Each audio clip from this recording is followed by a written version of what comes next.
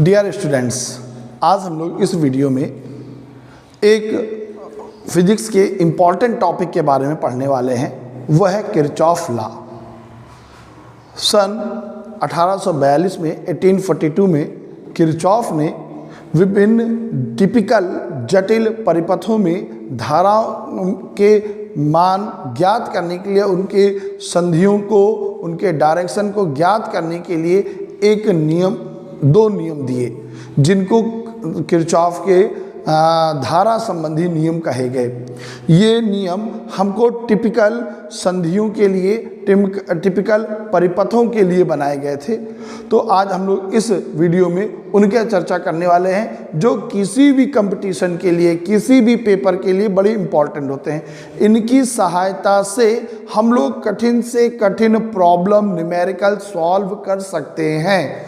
मैं next video में इनके जो है कुछ न्यूमेरिकल्स आपको बताने वाला हूँ इम्पॉर्टेंट, जो अक्सर कंपटीशन में आते रहते हैं। और आप देखेंगे कि इन फार्मूलों की सहायता से, इन नियमों की सहायता से हम लोग बहुत अच्छे से जो है वो सीख सकेंगे कि धारा का मान किस दिशा में कितना होना चाहिए, इसका डायरेक्शन, इसका मैग्नीट्यूड, सब कुछ सीख सकेंगे। तो आज हम लोग अब पढ़ते हैं किरचॉफ का पहला नियम, किरचॉफ का फर्स्ट रूल, जिसे KCL भी कहा जाता है। KCL मतलब Kirchhoff current law, Kirchhoff current law. K for Kirchhoff, C for current और L फॉर लॉ। किरचॉफ का पहले नियम को KCL भी कहते हैं। अब जरा समझिए ये KCL क्या बताता है। हम लोग कुछ वायर ले लेते हैं और इसको एक ही पॉइंट से जोड़ लेते हैं, ठीक, जोड़ लेते हैं। ये दो से करंट जो है अंदर की ओर आ रहा है। एक मान लिया 7 एम्पियर और दूसरे में मान लिया 5 एम्पियर, ठीक। अब 3 रास्तों से करंट बाहर जा रहा है, इसका मान मुझे मालूम नहीं, यही निकालना। दूसरा नियम, 2 एम्पियर, जरा समझिएगा, फिर मैं आपको रूल बताता हूं। और ये आपका 3 एम्पियर, ठीक। अब समझिए किरचॉफ का नियम क्या बताता है और कैसे इसको सॉल्व करेंगे। किरचॉफ का पहला नियम बताता है किसी संधि पर मिलने वाली समस्त धाराओं का बीजगणितीय योग शून्य होता है। किसी संधि पर मिलने वाली समस्त धाराओं का बीजगणितीय योग शून्य होता है, मतलब sigma i equal to 0, sigma i equal to 0। किसी संधि पर मिलने वाली समस्त धाराओं का बीजगणितीय योग शून्य होता है। जब आप वीडियो देखें, मैं चाहूँगा बहुत अच्छा रहेगा, आप इसको तुरंत याद करते रहें और आप मैसेज बॉक्स में जाके ज़रूर ये नियम लिखें। मुझे एक हौसला मिलता है अच्छे वीडियो बनाने का। आप कृपया करके ज़रूर लिखें, ठीक। किसी संधि पर मिलने वाली समस्त धाराओं का बीजगणितीय योग शून्य। बीजगणितीय योग मतलब टोटल, उसका टोटल आंसर कितना आएगा? 0। उसको बोलते हैं बीजगणितीय योग, ठीक। अब जरा समझिए बीजगणितीय योग के 2 नियम पहले, तो फिर आप इस तरीके की प्रॉब्लम्स को सॉल्व कर सकेंगे। पहला नियम इसमें बताता है, जिसे कहते हैं चिन्ह परिपाटी, कि किसी संधि की ओर आने वाली धाराएं सदैव पॉजिटिव होती हैं और जाने वाली धाराएं सदैव निगेटिव होती हैं। किसी संधि पर आने वाली धाराओं, बीजगणितीय योग का मतलब फिर समझिएगा, किसी संधि पर आने वाली धारा और जाने वाली धारा का मान नियत रहता है। इसको मैं ऐसा भी कह सकता हूँ, बीजगणितीय योग शून्य है, या किसी संधि पर आने वाली धारा का योग संधि से दूर जाने वाली धारा का योग नियत रहता मतलब इक्वल रहता, पहला का मान बाद के मान के बराबर। चिन्ह परिपाटी क्या बताती है कि किसी संधि पर आने वाली धाराएं सदैव पॉजिटिव होती हैं, संधि से दूर जाने वाली धाराएं सदैव निगेटिव होती हैं। तो अब इस प्रॉब्लम को सॉल्व करते हैं, इस नियम को सीखते हैं। ठीक, तो देखें, आने वाली धारा 7, आने वाली धारा 5, ये सभी एक तरफ, आने वाली धारा का मान बराबर जाने वाली धारा का मान, जिसे कहा गया बीजगणितीय योग शून्य। आने वाली धारा एक था। अब ये देखिए एरो दिखा रहा कि ये संधि से ये संधि है, इससे दूर जा रही धारा, तो I + 2 + 3, क्या इतनी बात समझ में आई? इतनी बात समझ में आई? तो अब देखो 7 5 12, 3 2 5 बराबर किधर आया, तो कितना बचा? 7 एम्पियर। अब जरा इसको और थोड़ा सा डिटेल से समझते हैं।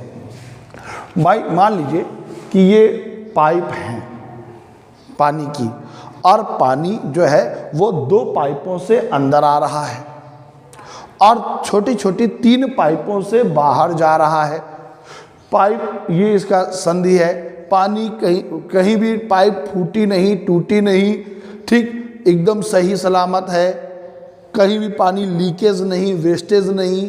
तो जितना पानी आएगा उतना ही तो पानी जाएगा। अगर इन दोनों पाइपों से 100 लीटर पानी आ रहा है, अगर हर 1 मिनट में, तो जो निकलने वाला पानी है वो भी हर 1 मिनट में 100 लीटर ही तो होगा। बस ये सिंपल सा रूल है ना। इसे ही कहते हैं किरचॉफ का फर्स्ट लॉ। क्या इतनी बात समझ में आई सभी को? अब मैं इससे, क्या ये प्रॉब्लम आपको समझ में आई?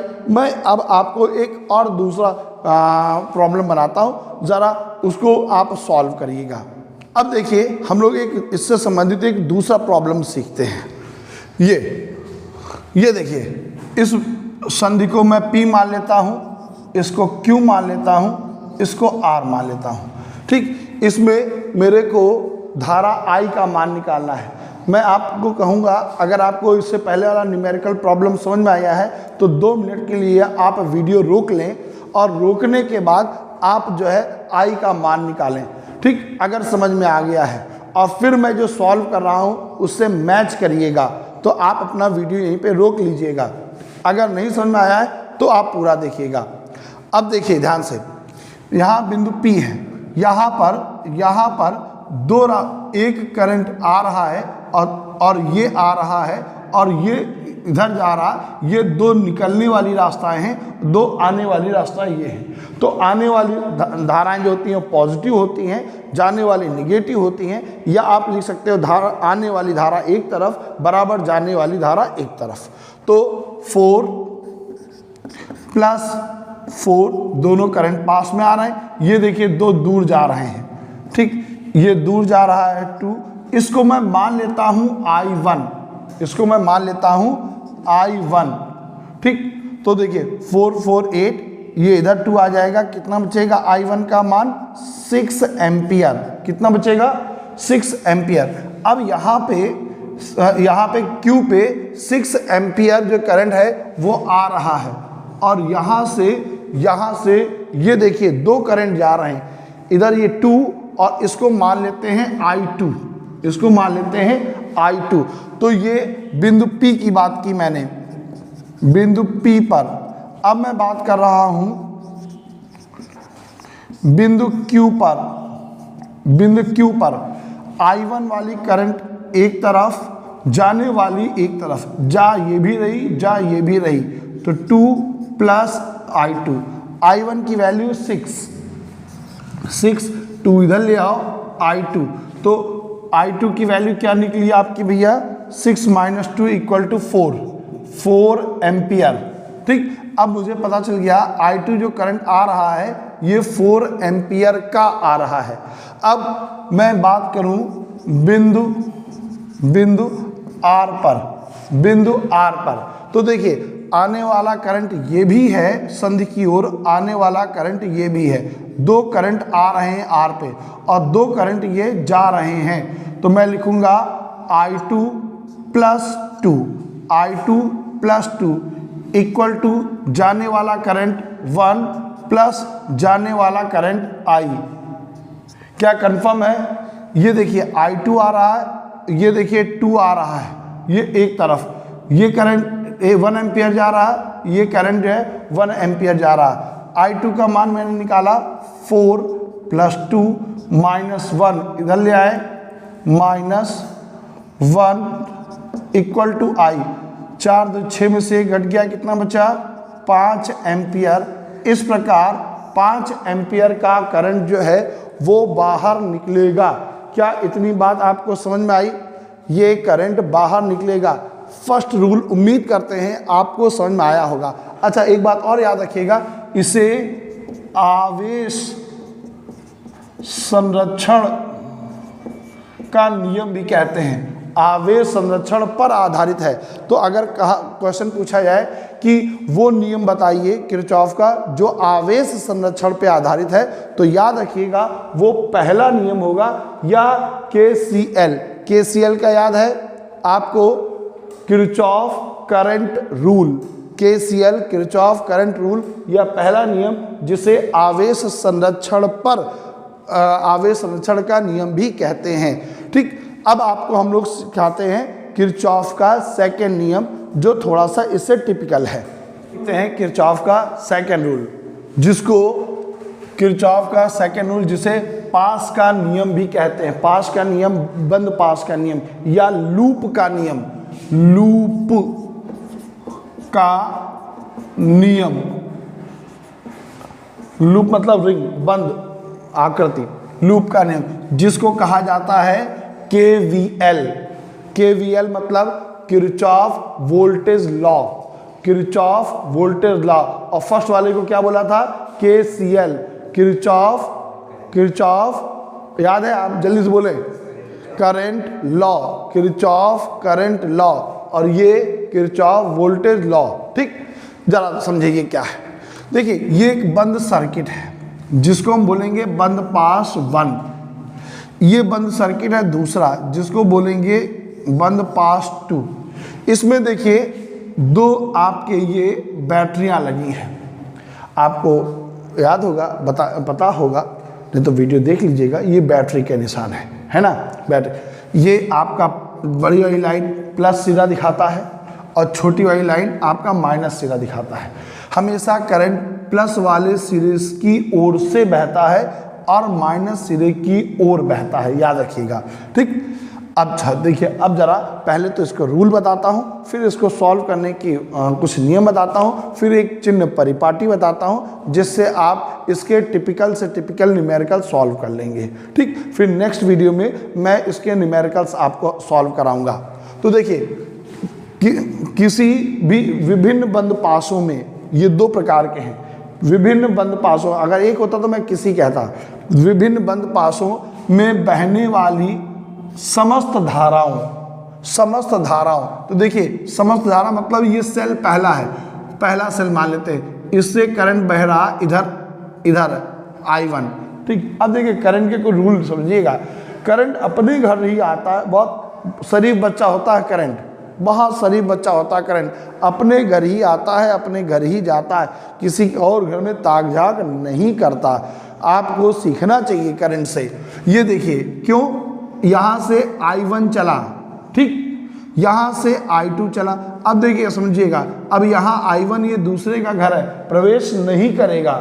ठीक, अब यहाँ पे जाके ये I1 और I2 दोनों बहने लगेंगे एक साथ, दोनों बहने लगेंगे एक साथ। अब यहाँ पहुँचे, यहाँ पे I1 I2, अब यहाँ पहुँचकर I2 अपने घर वापस जाएगा। I2 अपने घर जाएगा क्योंकि I2 यहाँ से शुरू हुआ था। अब मैंने भी बताया था कि करंट बहुत शरीफ बच्चा है, I2 के घर में प्रवेश नहीं करता। और यहाँ पे I1 शरीफ बच्चा है, अपने घर ही आया, अदल इसके घर में झांकने की कोशिश नहीं की, ना इसने इसके घर में झांकने की कोशिश की। ठीक, अब समझिएगा किरचॉफ का सेकंड रूल, विभिन्न बंद पासों में बहने वाली समस्त धाराओं, समस्त धारा मतलब I1 I2, जिसको आप लिख सकते हो समस्त धारा I मान लेते हैं। समस्त धारा धाराओं और उसके संगत प्रतिरोधों, इसका संगत प्रतिरोध क्या है R, संगत प्रतिरोधों का बीजगणितीय योग उस बंद पास की समस्त विद्युत वाहक बलों के योग के बराबर होता है। जरा इसको बहुत ध्यान समझिए, उसके बाद इसकी आपको फार्मूले को समझाते हैं, चिन्ह परिपाटी समझाते हैं। किसी विभिन्न बंद पासों में बहने वाली समस्त धाराओं, समस्त धारा इसलिए सिग्मा लगा दिया क्योंकि उन सबका ऐड करने वाला हूं, समस्त धाराओं और उसके संगत प्रतिरोधों। संगत प्रतिरोधों का मतलब यह है कि जब मैंने यहाँ पे I1 लिया तो यहाँ R1, यहाँ I2 लिया तो यहाँ R2, जब यहाँ पे I1 प्लस I2 है तो यहाँ पे R3। कन्फर्म? जब करंट I1 लिया गया उसका संगत प्रतिरोध R1, I2 का संगत प्रतिरोध R2, I1 प्लस I2 का संगत प्रतिरोध R3।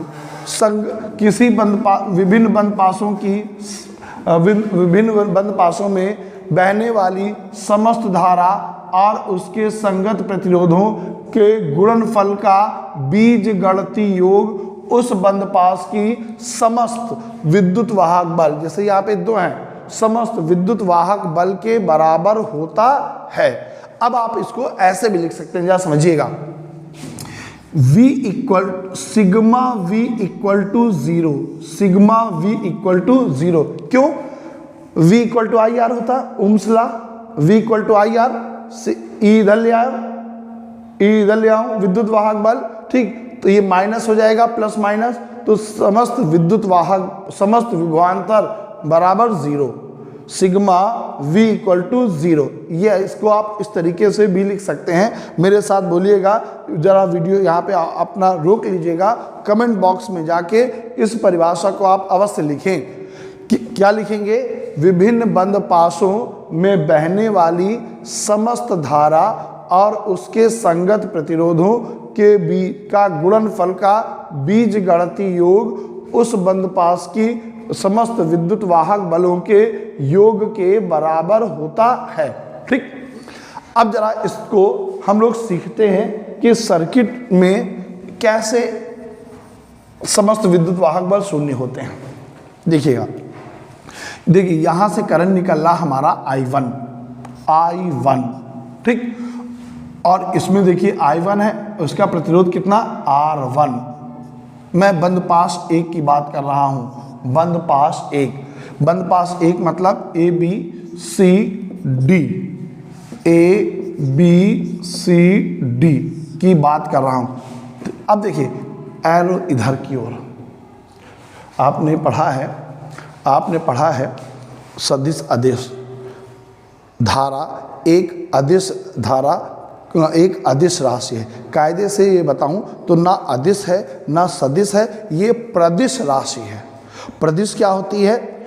जिस तरीके से चालक, कुचालक और अर्धचालक होता है उसके बीच का, इसी तरीके से सदिश, अदिश और प्रदिश राशि मैं कहूँगा। प्रदिश राशि या धारा जो है एक प्रकार की अदिश राशि है जिसमें दिशा की तो जरूरत पड़ती है। ध्यान रखिएगा, ये अदिश मैं कह रहा हूँ, अगर कभी पूछा जाए कि सदिश है या अदिश तो आप अदिश बताइएगा। क्यों? बल्कि आप कह सकते हैं सर क्यों? क्योंकि धारा को बहने के लिए दिशा की तो जरूरत पड़ती है। मैं कहूँगा यस, मगर इसलिए अदिश है क्योंकि इसके नियम है वो सारे नियम अदिश वाले हैं। धारा अदिश के नियमों का पालन करती है, वेक्टर के नियमों का पालन नहीं करती। धारा जो है वो सभी अदिश गुणनफल के नियमों का पालन करती है, सदिश के गुणनफल का पालन नहीं करती। मगर धारा की डायरेक्शन बताने के लिए दिशा की जरूरत होती है। ठीक, इसीलिए मैंने इसको कहा यह एक प्रदिश राशि है। तो देखिए मैंने इस बात की चर्चा इसलिए की क्योंकि यहाँ पे हमको डायरेक्शन दिखाना है। ये देखिए डायरेक्शन इधर की ओर आ रहा। जब मैं इस बंद पास की बात कर, जब दोनों के डायरेक्शन एक ही तरफ हैं, है ना, ये चक्री क्रम में नहीं है, तो ध्यान रखिएगा ये घट जाएगी।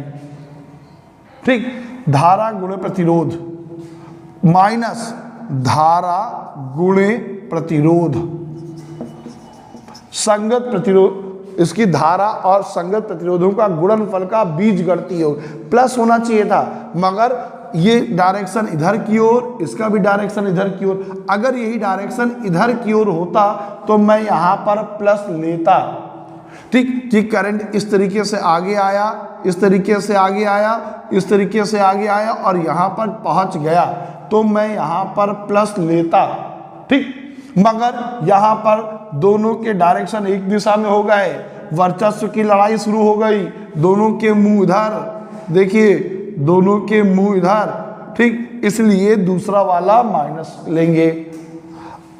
और कहीं पे क्या देखिए प्रतिरोध और धारा है, नहीं, धारा गुणे प्रतिरोध, धारा गुणे प्रतिरोध, ठीक। और तो यहाँ पे कहीं भी जो है करंट फ्लो नहीं रहा, ना कहीं पे आपका रेजिस्टेंस दे रखा, प्रतिरोध दे रखा। अब इसका मान किसके बराबर होगा? समस्त विद्युत वाहक बलों के बराबर होगा। यहाँ पर आप देखिए दो विद्युत वाहक बल हैं। अब यहाँ पे सीखिएगा एक इंपॉर्टेंट बात, और बड़ी इंपॉर्टेंट बात, जब कभी किसी सेल में प्लस सिरा, ये सिरा प्लस होता है, ये प्लस, ये माइनस, किसी सर्किट में प्लस सिरा प्लस से जुड़ जाए, माइनस सिरा माइनस से जुड़ जाए, हमेशा विद्युत वाहक बल घट जाएगा। ज़्यादा वाले विद्युत वाहक बल से कम विद्युत वाहक बल घटा दीजिएगा। कंफर्म हुआ? प्लस सिरा प्लस से जुड़े, माइनस सिरा माइनस से जुड़े, विद्युत वाहक बल घटेगा। अब इसी सर्किट को मैं दूसरे तरीके से बनाता हूं, समझिएगा। अब देखिए प्लस सिरा माइनस से जुड़ा, माइनस सिरा प्लस से जुड़ा, ठीक। अब विद्युत वाहक बल ऐसे में हमेशा जुड़ जाता है, तो क्या लिखेंगे आप? E1 plus E2, E1 plus E2। इतनी बात कंफर्म है, ये चिन्ह परिपाटी का नियम है। अब जरा देखिएगा यहाँ पे प्लस सिरा प्लस से जुड़ा, माइनस सिरा माइनस से, तो यहाँ पर विद्युत वाहक बल कितना हुआ? E1 minus E2, confirm. अब हम लोग बंद पास दूसरी बात करें, इसका नाम E, इसका मान F, A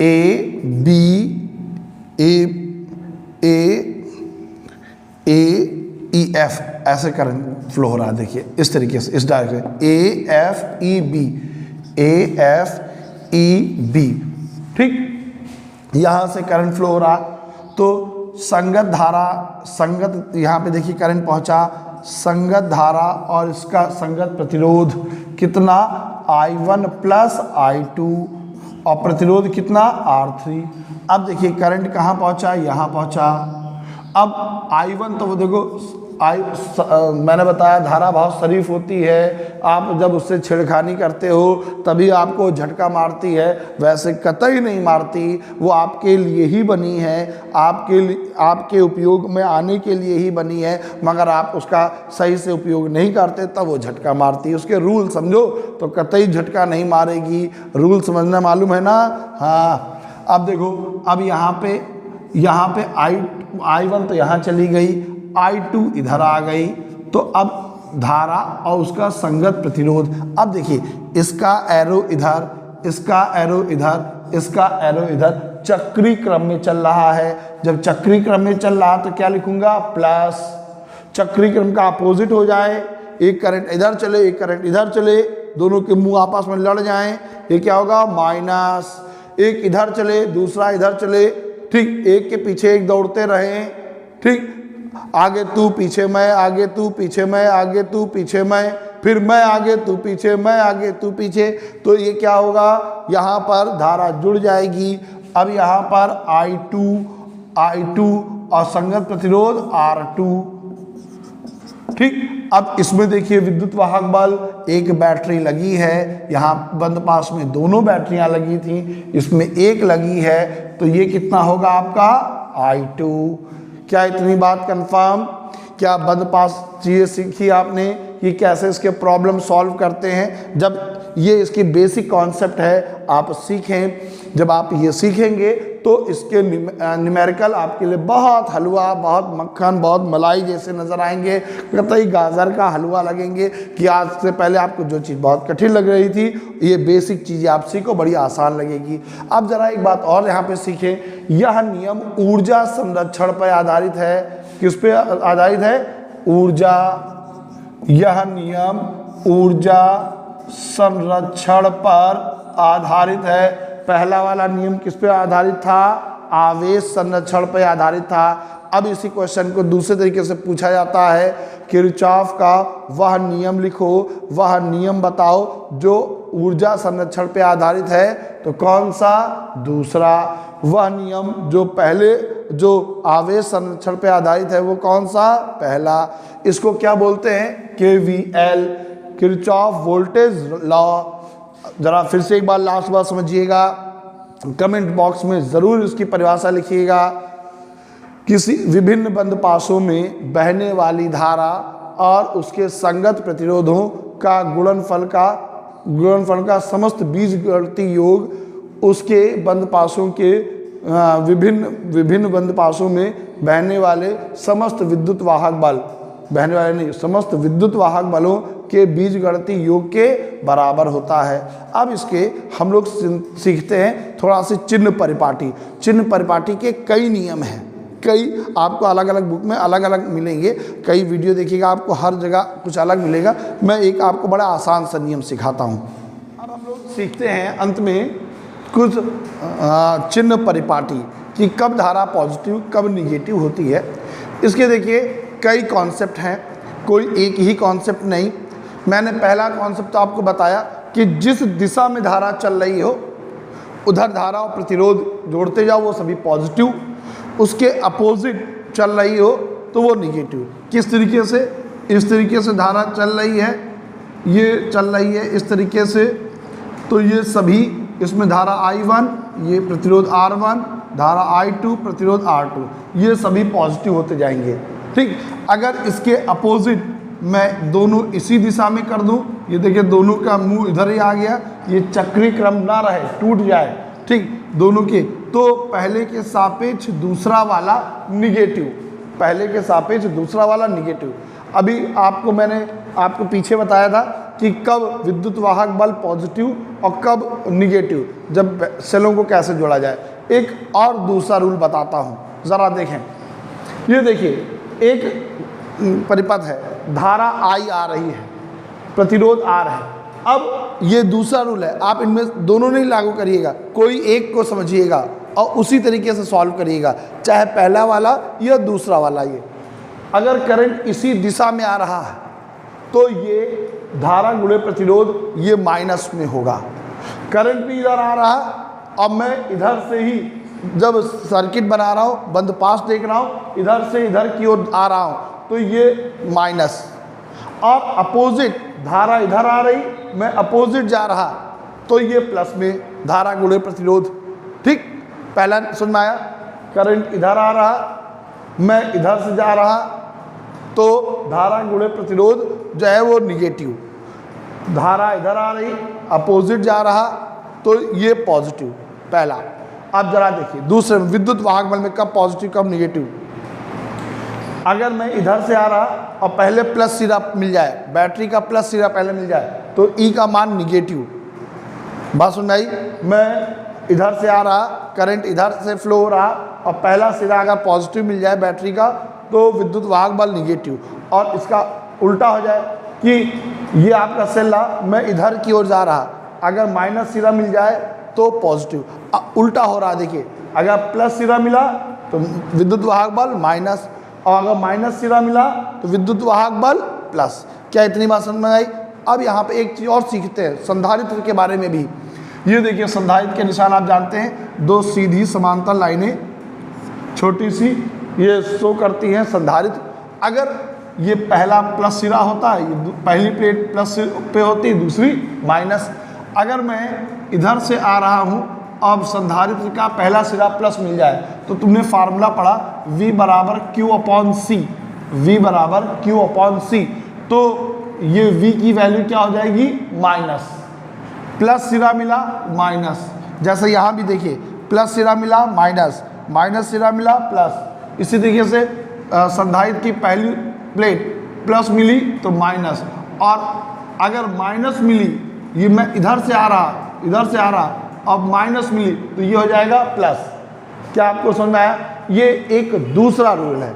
कई बुकों में आपको कुछ अलग अलग रूल्स मिलेंगे चिन्ह परिपाटी के। मैंने पहला रूल भी बताया, मैंने दूसरा भी बताया। जो आपको बढ़िया लगे, बेस्ट लगे, उसका आप फॉलो करें। अब नेक्स्ट वीडियो में हम लोग इस किरचॉफ के सेकंड नियम पे आधारित कुछ इम्पॉर्टेंट और कठिन से न्यूमेरिकल पढ़ेंगे। अगर वीडियो आपको अच्छा लगे, कमेंट में ज़रूर आप अपना सुझाव दीजिए। आप उनकी डेफिनेशन ज़रूर लिखें और अपने उन साथियों के साथ ज़रूर शेयर करें जिनको किरचॉफ के रूल कठिन लगते हों। अब हम लोग मिलते हैं नेक्स्ट वीडियो में।